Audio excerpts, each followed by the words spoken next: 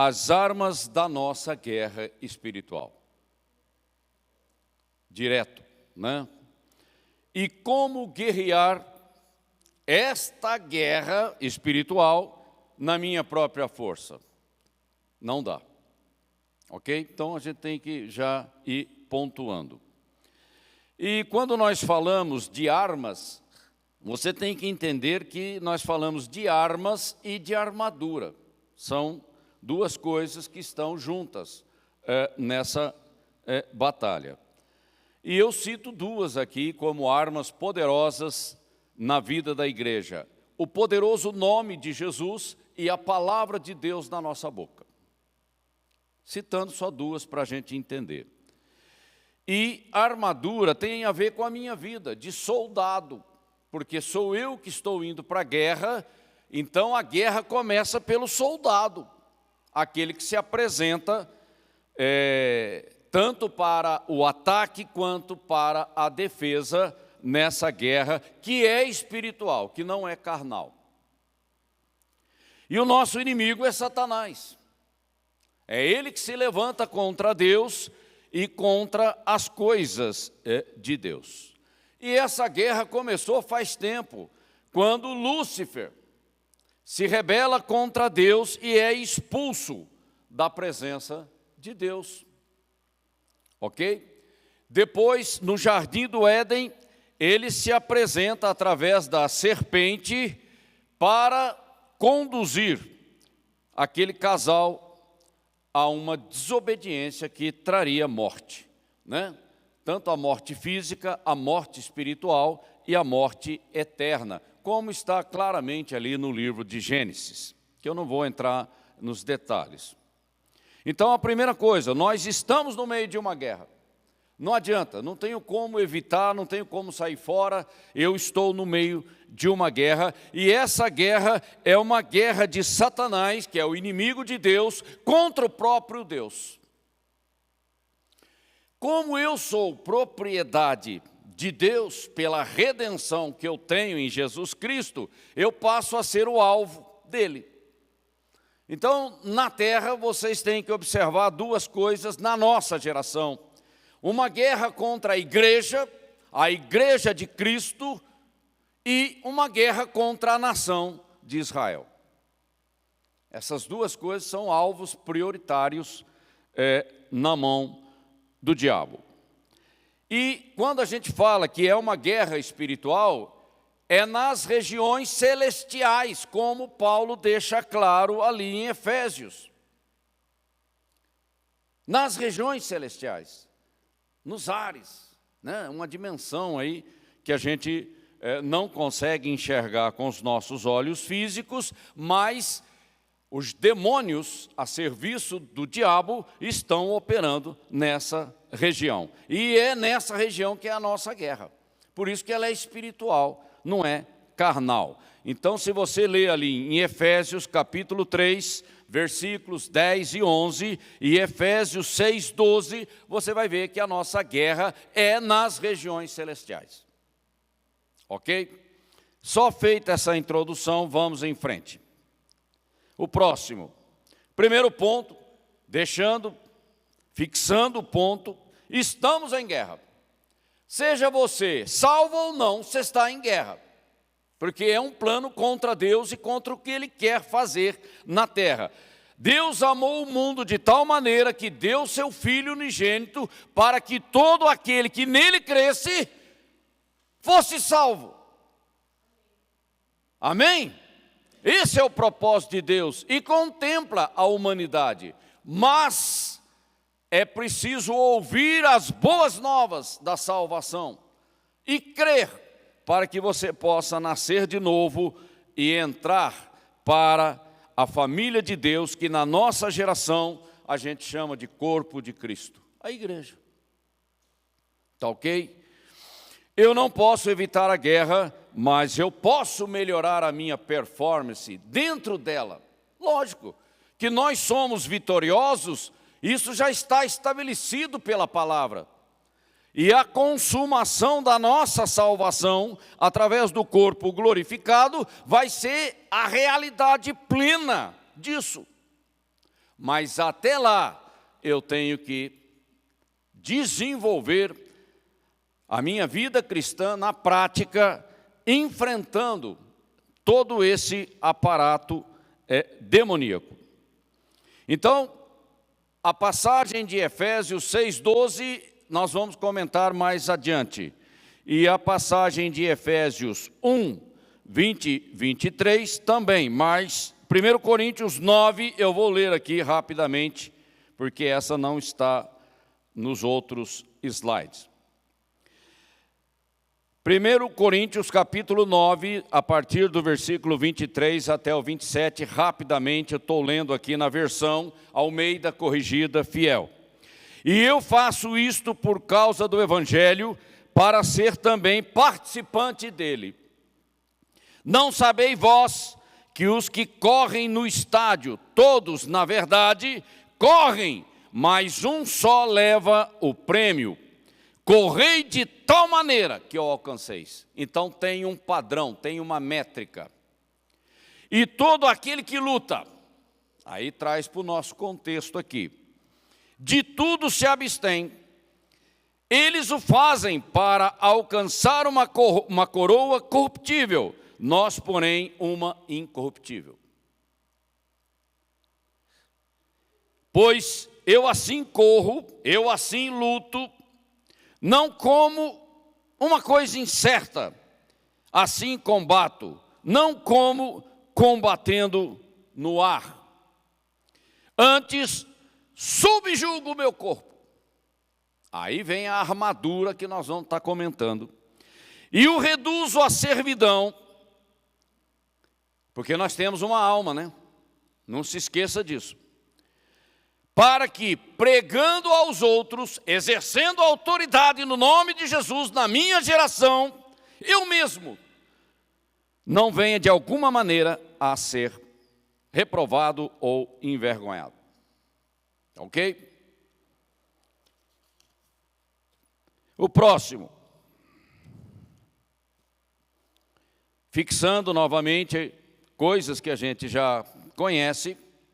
O segundo ponto, guerreando conforme as regras. Não tem como guerrear só pela minha imaginação, ou porque alguém falou. Não, as regras estão aqui, registradas na palavra de Deus.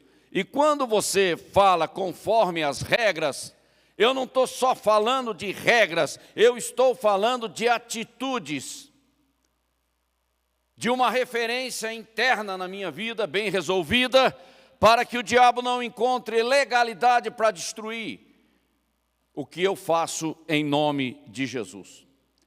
A gente tem que entender que o soldado está envolvido na guerra, e o soldado carrega uma alma desalinhada. E essa alma precisa de correção, de disciplina. E aí Deus vai nos levantando como uma autoridade tremenda na terra, para cumprir a grande comissão, mas não é de qualquer maneira. E ali em 2 Timóteo, capítulo 2, versículo 5, e se alguém também milita, guerreia, não é coroado, se é uma expressão de condicionalidade, se não lutar legitimamente, porque uma coisa você tem que entender, Deus é justo até com o diabo, porque Deus é justo, porque isso é da sua natureza. Então a nossa guerra tem que seguir também um padrão de autoridade. E, novamente, nós estamos numa guerra espiritual nas regiões celestiais. Porque nós vencemos essa guerra principalmente pela palavra que sai da nossa boca. Foi como Jesus venceu o diabo na tentação do deserto. Falando. E isso envolve metanoia. A renovação do nosso entendimento. A minha boca vai falar o quê? Se não há entendimento. Ok? Outro slide. Nossa guerra nesta vida. No céu não vai ter ninguém expulsando demônio. Os demônios estão aqui, na nossa dispensação. E é aqui que nós temos que desenvolver a nossa guerra espiritual. Andando aqui e agora no poder da autoridade do nome de Cristo. Ele ganhou autoridade diante de Deus. E ele foi constituído juiz de vivos e mortos. E ele está assentado à destra da majestade, numa posição de autoridade. E ele disse à igreja: eis que vos dou autoridade. Porque ele recebeu, então ele pode dar, ele pode compartilhar a autoridade do seu nome, que tem um significado enorme, não é? Para aqueles que o seguem por fé. Ok? Para que o Deus de nosso Senhor Jesus Cristo, Pai da glória, vos dê o espírito de sabedoria e de revelação para o pleno conhecimento dele. Tem que ter entendimento. Eu não consigo, sem regras, sem entendimento, eu não consigo. E isso é para aquele que pertencem a Deus, comprados, lavados, remidos no sangue do Cordeiro. Tendo iluminados os olhos do vosso entendimento, para que saibais qual seja a esperança da sua vocação, porque é espiritual, eu tenho que tomar posse pela fé, e muita coisa fala do futuro, mas eu já exerço autoridade no presente. A consumação do meu corpo ainda é algo futuro, mas eu já posso exercer autoridade aqui e agora, no nome de Jesus. E as riquezas da glória de sua herança nos santos. Claro, a Nova Jerusalém ainda é algo futuro para mim, mas a Nova Jerusalém já foi plantada dentro de mim, no meu espírito recriado. E qual a sobre-excelente grandeza do seu poder, poder do seu nome na minha boca, sobre nós, os que cremos. Claro, tem que pertencer a Ele, aliança com Ele, segundo a operação da força do seu poder, a força do Espírito Santo, que é sobrenatural, que manifestou em Cristo, ressuscitando-o dentre os mortos e pondo-o à sua direita nos céus. Ele está numa posição de autoridade. É o Filho de Deus e também o Filho do homem. Acima de todo o principado, acima, Ele está acima, Ele é vencedor, e nele nós somos vencedores. É nele, por isso que é pela fé. De todo principado e poder e potestade e domínio, e de todo nome que se nomeie, não só neste século, mas também no vindouro. O nome de Jesus Cristo está acima de todo nome.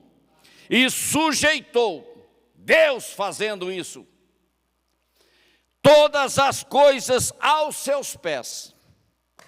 Aqui, ó, debaixo. Isso fala de autoridade.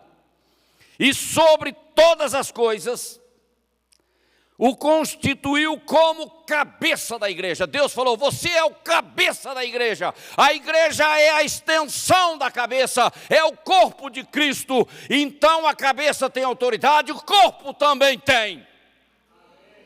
E nós exercemos a autoridade de Cristo na terra, dando continuidade ao seu ministério. Nós representamos o reino na terra. Ok? E cabeça tem corpo, corpo tem pé, e nós temos autoridade. O diabo está aqui, ó. Aqui, debaixo do meu pé. Ok? Você tem que entender isso, porque é isso que a Bíblia diz a nosso respeito. Isso exige fé, você tem que tomar posse, você não pode duvidar, você não pode ficar com aquela metanoia antiga, religiosa e incrédula. Não, agora é uma renovação do entendimento para compreender o que Deus fez por nós. Isso não é religião, isso é algo espiritual. que é o seu corpo, a plenitude daquele que cumpre tudo em todos. Ok?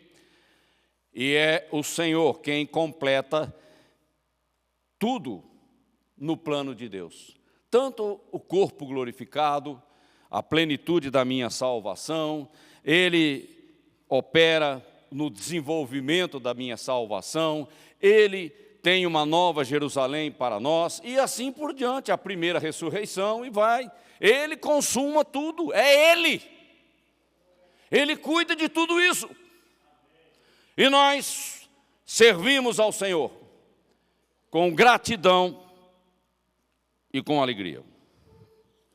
Somos embaixadores do reino na terra. Próximo.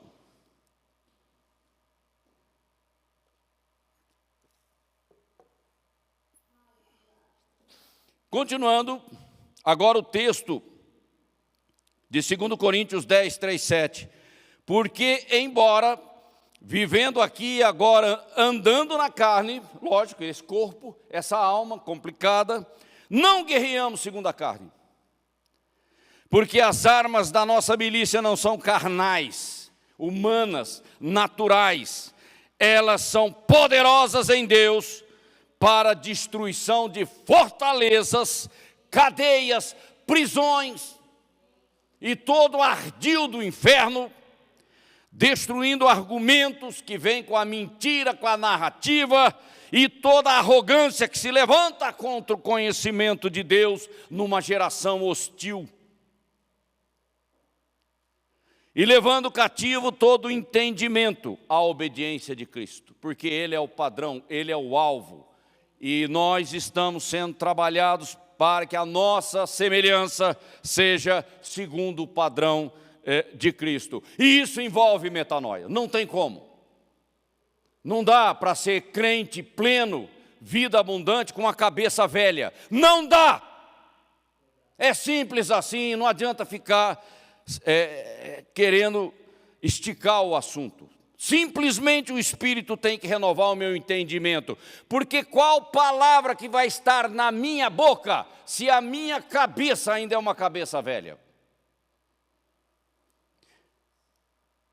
E estando prontos para vingar toda a desobediência quando for cumprida a vossa obediência.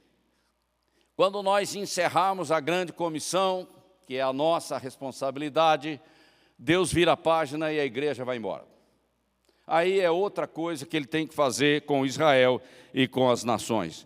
Por acaso olhais para as coisas segundo a aparência? Você é carnal? Você é natural? Você é incrédulo? Você é religioso? Você tem que olhar para as coisas de Deus de um ponto de vista espiritual. Revelação do Espírito Santo na tua vida. Então nós temos aqui, subjugar o corpo, que é uma pedra de tropeço na minha vida, essa alma desalinhada. Romanos, diferente do passado, agora eu apresento os membros do meu corpo para servir a Deus, em um grande processo de santificação. É agora, não é amanhã, é agora. E também um autoexame constante, pois nada podemos contra a verdade. Narrativa não funciona. Ou eu ando pela palavra e eu vou enroscar pelo caminho. O próximo slide, nunca se esqueça da questão do iceberg. Grande parte do que somos, que nem temos conhecimento, consciência, está submerso. E eu preciso do trabalhar, do agir do Espírito Santo na minha vida, para que essa coisa obscura na minha vida seja quebrada. Por isso que é destruição de fortalezas, cadeias, correntes e toda sorte de engano. E isso exige, essa guerra que começa por mim, ela exige humildade. Quem não é humilde não anda com Deus. Ele vai enroscar. Vai para a religiosidade, vai para onde, sei lá, a carne levar, mas não vai andar com Deus, não. Legalidade, eu não posso deixar o inimigo se aproveitar da minha ignorância, da minha ingenuidade, do meu engano. Isso é legalidade. Medo é legalidade. Pânico é legalidade. E eu tenho que olhar para o tipo de semeadura que eu estou fazendo, porque eu vou colher. E eu tenho que analisar o contexto da guerra espiritual, o que está em jogo, qual é o propósito, para onde o Senhor quer me levar naquela situação. Você tem que analisar, tem que fazer diagnóstico. E sem arrependimento não tem negócio com Deus. Não adianta, não adianta. Justificativa não me leva a lugar algum. Próximo, rapidinho, porque o nosso tempo está quase estourando. Continuando um outro texto aqui em Efésios, a nossa guerra espiritual aqui e agora, ele diz, no demais, irmãos meus, fortalecei-vos no Senhor e na força do seu poder. É no poder dele, da autoridade do nome dele, do poder da unção do Espírito Santo na vida da igreja. Não é técnica, método, qualquer coisa do tipo. Revestivos de toda a armadura de Deus. Revestivos é uma ordem. Eu tenho que tomar uma atitude. Eu tenho que responder ao que Deus se apresenta, o que Deus apresenta para mim, para que possais estar firmes contra as astutas ciladas do diabo. Ardis, engano. Porque não temos que lutar contra a carne e o sangue, mas sim contra principados, potestades, príncipe das trevas deste século, contra as hostes espirituais da maldade nos lugares celestiais. É muito claro e não cabe questionamento. Portanto, tomai toda a armadura de Deus, para que possais resistir no dia mau, e havendo feito tudo, ficar firmes. É isso. O soldado, ele não retrocede. Fortalecei-vos na força do Senhor, que é o poder do Espírito Santo. Revesti-vos de toda a armadura de Deus, que é uma coisa espiritual, é uma coisa que começa por dentro, é uma novidade de vida, não tem como você querer inventar. Estar firme contra o diabo. Na guerra, você tem que identificar, ter a percepção dessas ciladas, desses dardos inflamados do diabo contra a tua vida. Mas não tem cilada, não tem dardo, se não tiver espaço.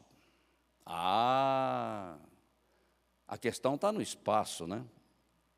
E espaço fala de atitude, fala de semeadura, fala de um monte de coisa. A Bíblia diz que uma casa desocupada é ocupada por demônios. Cristo e a sua palavra têm que dominar todas as áreas da nossa vida. Não pode ficar uma de fora. Ok? Lutamos contra o diabo e seus demônios. É exatamente isso.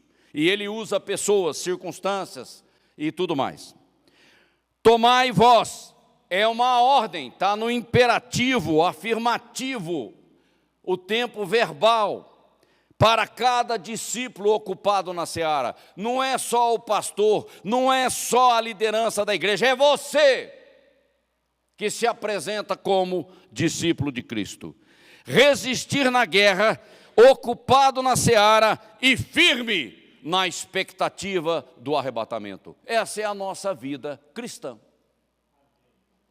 Sem mais e nem menos. Próximo. O texto de Efésios 6, 14 e 18. Cingidos os vossos lombos com a verdade. Isso fala de preparo para a ação. Eu não posso fazer nada naquilo que é falso, naquilo que é mentiroso, naquilo que é uma narrativa. Vestida a couraça da justiça. A justiça é de Cristo, não é minha. É algo que o Espírito Santo imputa a mim e também desenvolve na minha vida. E calçados os pés na preparação do Evangelho da paz. Eu fui chamado para proclamar as boas novas da salvação. Ponto. Acabou. Essa é a minha responsabilidade. Tomando sobretudo o escudo da fé. Claro, sem fé não vai dar, né? E com o qual você pode apagar todos os dardos inflamados do maligno. É com o escudo da fé que você resiste ao diabo. Não tem outra maneira. Tomai também o capacete da salvação. Aí, ó, a minha metanoia, o meu entendimento, a minha mente, que é a mente de Cristo. Aqui não cabe engano. Se não, capacete para quê? Se a cabeça é velha. Não tem como, né? A espada do Espírito é a palavra de Deus na minha boca. Eu jogo a palavra de Deus contra os demônios. Boca fechada não entra mosquito, né? Claro, mas também não realiza nada. Então, grande coisa. Orando em todo o tempo. A nossa vida é uma vida de oração. O tempo todo, você colocando a tua vida diante de Deus, a tua família, teu negócio, o teu emprego, as pessoas, os vizinhos, o tempo todo você está orando por salvação na vida delas, porque elas estão a caminho do inferno e nós não podemos ser omissos nessa hora. Ok? Vigiando nisto com toda perseverança e súplica por todos os santos, cuidem para observar todas estas coisas por você e pelos outros. Rapidamente para a gente encerrar aqui. Mais um slide. Outro texto, esse em Lucas 12. Estejam cingidos os vossos lombos e acesas as vossas candeias. Isso aqui fala de você colocar ordem na tua vida. Esteja pronto, preparado. E sede vós semelhantes aos homens que esperam o seu Senhor, quando houver de voltar das bodas, para que quando vier bater, logo possam abrir-lhe. Ok? E não fugir envergonhado por ocasião da vinda do Senhor. Bem-aventurados aqueles servos os quais, quando o Senhor vier, achar vigiando, ocupado na seara. Em verdade vos digo que se cingirá e os fará sentar à mesa, e chegando-se os servirá. E se vier na segunda ou na terceira, se os achar assim, bem-aventurados são os tais servos. Não tem esse negócio de distração na igreja. Negligência, então, nem pensar, porque isso é coisa de demônio. Eu não posso aceitar isso. A distração já é um problema, a negligência piorou ainda mais. Sabei, porém, isto, que se o pai de família soubesse a que hora havia de vir o ladrão, vigiaria e não deixaria minar a sua casa. Isso aqui é vigilância, é posição, é resistir, é guerra espiritual, não só na minha vida, na vida da minha família, na vida dos meus conhecidos, dos relacionamentos. Eu estou guerreando o tempo todo. E é falando. E Deus ouve as nossas orações. E disse-lhe Pedro: Senhor, dizes essa parábola a nós ou também a todos? Claro, é para todos, inclusive para mim e para você. O último slide, para a gente concluir aqui.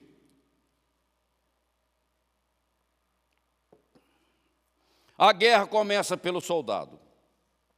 A formação dele, aí entra a questão da alma, o iceberg, o contexto e tudo mais que eu já falei, e uma ousadia da fé. Não adianta nada você ter uma vida arrumadinha se você é incrédulo. É as duas coisas ao mesmo tempo. Vulnerabilidades, tanto pessoais, contexto e implicações. Você tem que analisar, você tem que fazer diagnóstico. Estrutura mental e postura, convicções e entendimento e atitudes, isso tem que estar presente na vida daquele que guerreia. Ousadia, confronto espiritual é uma luta aguerrida contra o inferno.